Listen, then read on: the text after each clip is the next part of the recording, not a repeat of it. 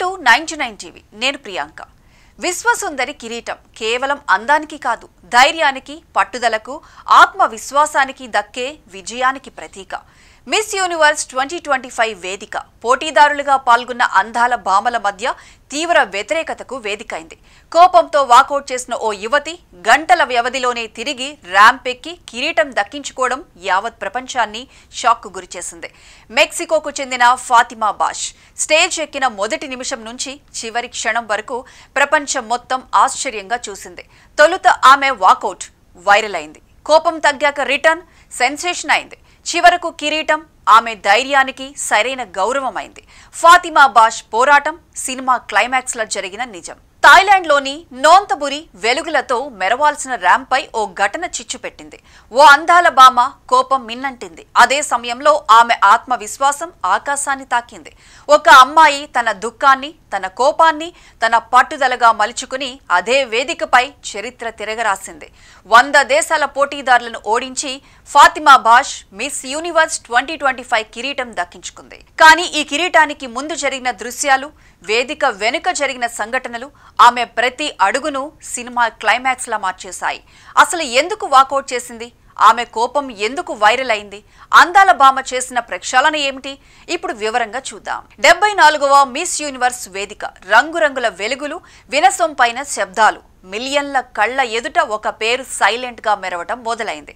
Fatima Bosch మెక్సికోలో Tabasco రాష్ట్రంలోని సాధారణ ఇంట్లో పుట్టిన ఈ అమ్మాయి ఫ్యాషన్ డిజైనింగ్, పెయింటింగ్, టెన్నిస్, గుర్రపు స్వారీ ఏ రంగంలో అయినా తనదైన ముద్ర వేసింది. గత సెప్టెంబర్లో మిస్ యూనివర్స్ మెక్సికోగా ఎంపికై నేరుగా ప్రపంచ వేదికకు చేరింది. అందం మాత్రమే కాదు, గౌరవాన్ని కాపాడుకోవడమే పెద్ద పరీక్ష.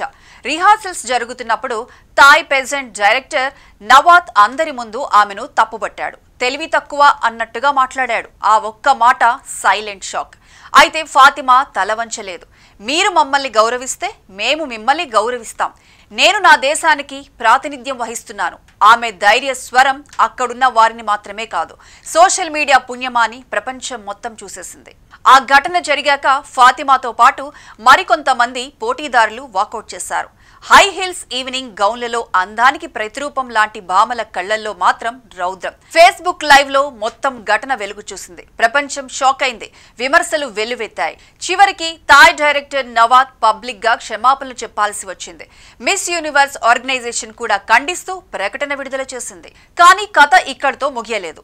తుది పోరుకు ఫాతిమా తిరిగి వచ్చింది. కోపం తగ్గి, పట్టుదల పెరిగి ర్యాంప్ పై వేసిన అడుగులు ఆత్మవిశ్వాసానికి ప్రతిరూపమయ్యాయి. ప్రేక్షకులు కేరింతలు కొట్టారు. న్యాయ నిర్ణేతలు ఆమెలోని గాంభీర్యాన్ని, ఆత్మవిశ్వాసాన్ని గమనించారు. తుది దశలోకి రాగానే ప్రపంచం మొత్తం ఒకే ప్రశ్న: కిరీటం ఫాతిమానే వరిస్తుందా? ఆశ్చర్యంగా ఎదురు చూస్తోంది. తుది పోరు మొదలైంది. Top 5లో Venezuela, Philippines, coat devour అందాల యోధుల్లా నిల్చున్నారు. వారికి దీటుగా ఫాతిమా ప్రత్యేకతను చాటుకుంది. న్యాయ నిర్ణేతలు తుది ప్రశ్న వేశారు: ప్రపంచం మహిళలకు ఎలా మారాలి అని అడిగారు.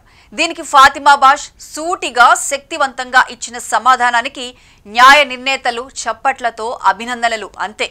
విశ్వసుందరి విక్టోరియా భావోద్వేగాల మధ్య కిరీటాన్ని ఫాతిమా బాష్ తలకు ధరింపచేసింది. కోపం కన్నా ఆత్మవిశ్వాసం బలమైనది. వాకౌట్ చేసిన అమ్మాయి రీ ఎంట్రీ ఇచ్చి కిరీటం గెలుచుకోవడం చరిత్ర. ఫాతిమా బాష్ ప్రపంచానికి చెప్పిన సందేశం ఒక్కటే: గౌరవం కోసం పోరాడడం అందానికి మించిన శోభ.